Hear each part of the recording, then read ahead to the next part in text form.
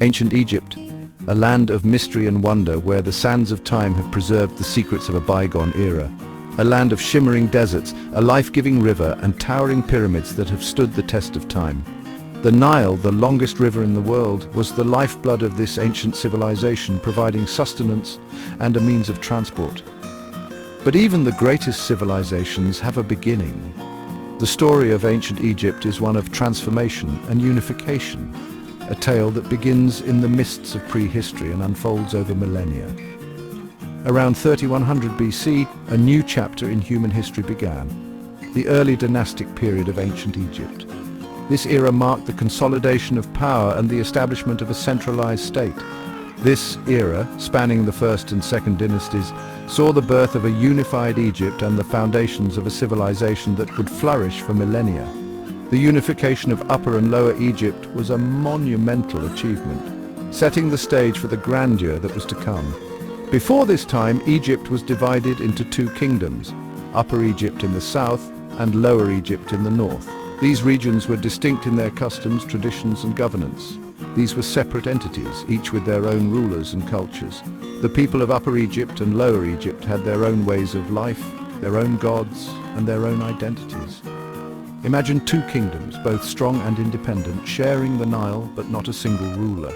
The river connected them, but their political and cultural landscapes were worlds apart. Then a powerful king emerged, destined to change the course of history. This ruler, often identified as Narmer or Menes, is credited with the unification of Egypt, bringing together the two lands under one crown.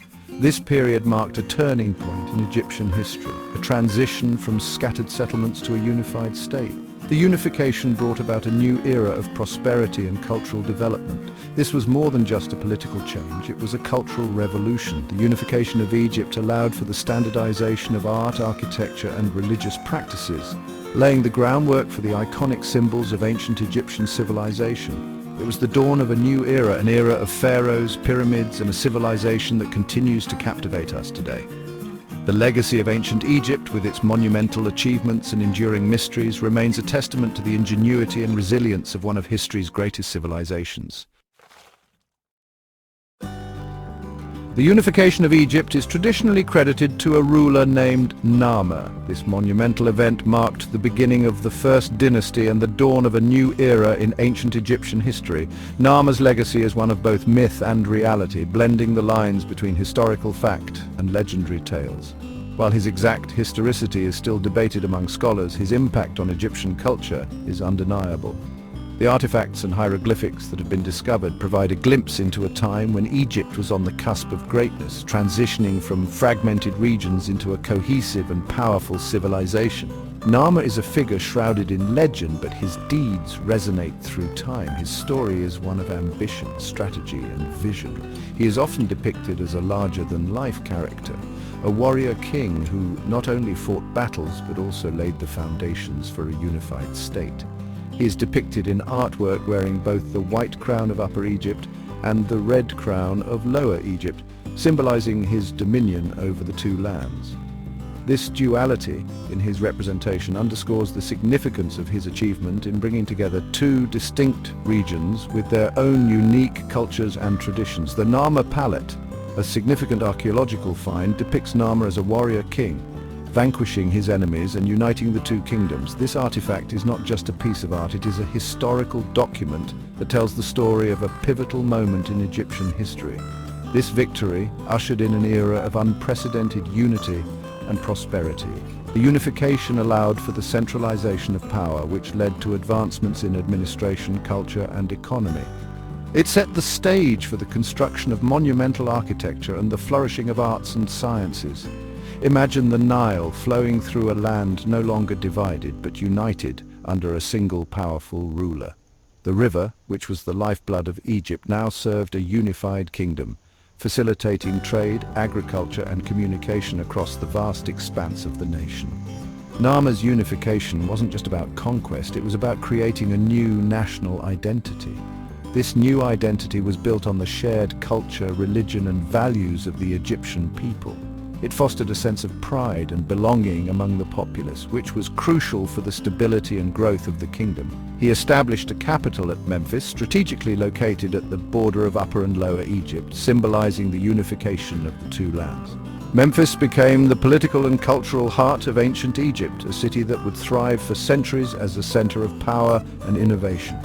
This act was highly symbolic, demonstrating his intention to rule as a king of a united Egypt. Narmer's reign set a precedent for future pharaohs, establishing the concept of a centralized state that would endure for millennia. His legacy is a testament to the power of unity and the enduring strength of a shared vision. Following Narmer, a succession of pharaohs ruled during the First Dynasty.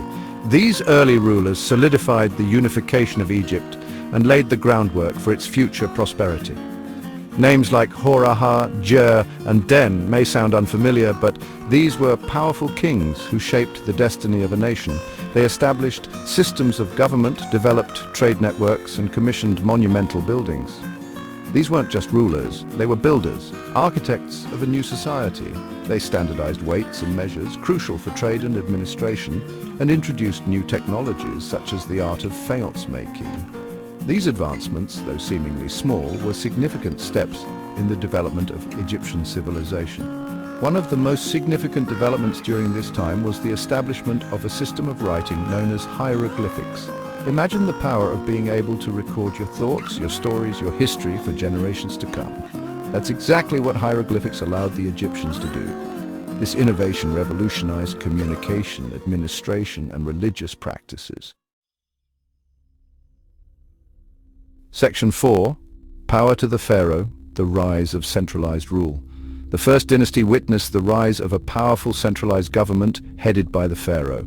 The Pharaoh was not just a king, he was considered a living god, the embodiment of Horus, the god of kingship. His word was law, his power absolute. This divine right to rule was the bedrock of Egyptian society. To manage the affairs of this newly unified kingdom, a complex bureaucracy emerged.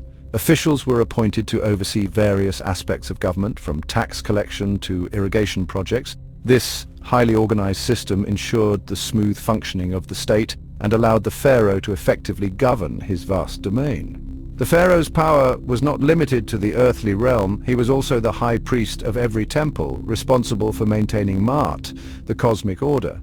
His role was to ensure balance and harmony in both the physical and spiritual realms. This all-encompassing power of the pharaoh was a defining characteristic of ancient Egyptian civilization. Section 5. Pictures tell 1,000 words, the birth of hieroglyphs. One of the most remarkable achievements of the early dynastic period was the development of hieroglyphic writing.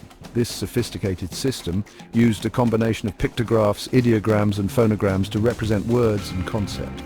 Imagine a writing system where pictures could represent not just objects but also sounds and ideas. Hieroglyphs were not just a form of communication. They were an art form, adorning temple walls, tombs, and papyri with intricate and beautiful inscriptions. These intricate symbols weren't just decorative. They held the keys to understanding the Egyptian worldview, their beliefs, their stories, and their history. The development of writing had a profound impact on Egyptian society. It facilitated record-keeping, enabled the codification of laws and religious texts, and allowed for the transmission of knowledge across generations. It was a tool of power, of knowledge, and of cultural expression. Section 6. Life and Afterlife, the Gods of Ancient Egypt. Religion permeated every aspect of life in ancient Egypt. From the moment they woke up to the time they went to sleep, the ancient Egyptians lived in a world where the divine was ever present. Their daily routines, their festivals, and even their governance were deeply intertwined with their religious beliefs. The Egyptians were polytheistic, believing in a pantheon of gods and goddesses who controlled the forces of nature and human destiny. Each deity had their own unique attributes, stories, and areas of influence. They believed that these gods and goddesses could intervene in their lives, offering protection, guidance, and blessings. Their world was filled with gods, goddesses, and mythical creatures, each playing a role in the cosmic drama of life, death, and rebirth. These deities were often depicted in human form, but with animal heads or other supernatural features, symbolizing their divine nature and powers. Among the most important deities were Ra, the sun god. He was believed to travel across the sky during the day and journey through the underworld at night, bringing light and life to the world. Osiris, the god of the underworld. He was associated with death, resurrection and the cycle of the Nile, which was crucial for agriculture. Isis, the goddess of magic and healing. She was revered as a powerful protector and a mother figure, often depicted with her son Horus, and Horus, the god of kingship. Horus was often depicted as a falcon, or a man with a falcon's head, symbolizing his role as a sky god and a protector of the pharaoh. These gods were not distant entities. They were intimately involved in the lives of the Egyptians, who sought their favor through offerings, prayers, and rituals. Temples were built as homes for the gods, and priests performed daily rituals to honor them and ensure their continued blessings.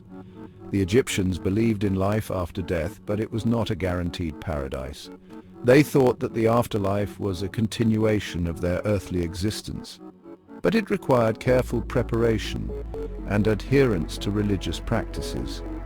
They believed that the deceased had to undertake a perilous journey through the underworld before they could reach the field of reeds, a blissful afterlife. This journey was fraught with challenges and obstacles, and the deceased needed the protection and guidance of the gods to succeed. This belief led to the development of elaborate burial practices designed to equip the deceased for their journey. Tombs were filled with items that the deceased might need in the afterlife, including food, clothing, and magical amulets. The walls of the tombs were often decorated with scenes from the Book of the Dead, a collection of spells and incantations to help the deceased navigate the underworld and reach their final destination.